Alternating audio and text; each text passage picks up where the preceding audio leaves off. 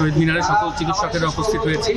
আজকে এখান থেকে এই জনগণের এই সমুদ্রের মাঝখান থেকে সিদ্ধান্ত হয়েছে যে আগামী 1 ঘন্টার মধ্যে স্বাস্থ্য মন্ত্রণালয়কে এবং ডিজি হেলথকে আমরা একটি আলটিমেটাম বেঁধে দিয়েছি, সময় বেঁধে দিয়েছি যে আগামী 1 ঘন্টার মধ্যে তারা যে আমাদের সাথে আলোচনায় বসতে রাজি হয়েছে, কিন্তু সেটা যে সময় তারা দিয়েছে রাত 8টা 9টা, সেই পর্যন্ত আমাদের সেটা আমরা মানতে রাজি নই।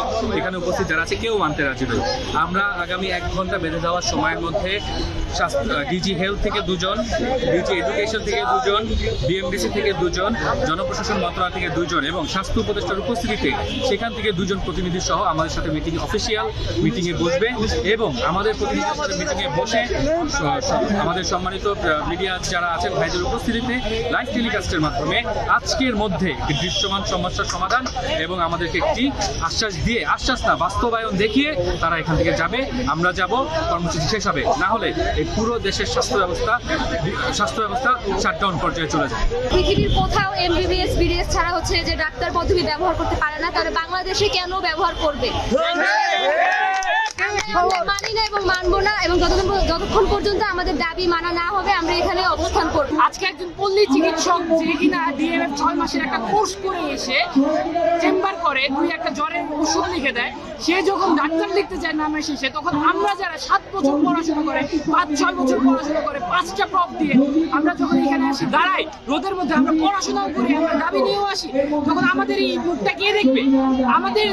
আমাদের অধিকারের ব্যাপারে কে দেখবে? আমরা এখানে আন্দোলন চালিয়ে যাচ্ছি, তাদের সকল দাবি মেনে নেওয়া হচ্ছে, আমাদের দিকে বিন্দুমাত্র মাত্রা নেওয়া হচ্ছে না। এটা আমরা আজকে যে শহীদ মিনারে এসেছি, সেই 2013 সাল থেকে এখন পর্যন্ত 2025 সাল পর্যন্ত 90 বারে এখানে ডিজিটাল রিড করা হয়েছে।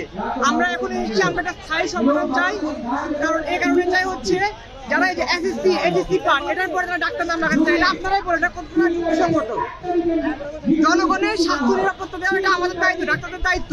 তো আমরা কি এটা কোনোভাবে সহ্য করবো যে এদের মতো ভুয়া ডাক্তার যারা আছে এরা জনগণের স্বাস্থ্য সামনে খেলবে, তাদের জীবনে কোনো নিরাপত্তা নেই? আমরা এটা নিয়ে কথা না বললে কে কথা বলবে? আমাদেরকে বসিয়ে রাখা হয় এখানে ছড়িয়ে ছিটিয়ে রায় হবে, সেই রায় ঘোষণা হবে, সেখানে শুরু করব। এখানে বাকি আমরা তো সবাই চাচ্ছি তারা আলোচনায় বসুক, আলোচনায় বসে তারা যে ডাক্তারদের ডাক্তার নিয়োগ যাতে শহরাঞ্চলে আমাদের যে চিকিৎসা যে বৈষম্য বা যে বিভেদ তৈরি হচ্ছে, এই বিভেদটা যাতে দূরীভূত হয়েছে।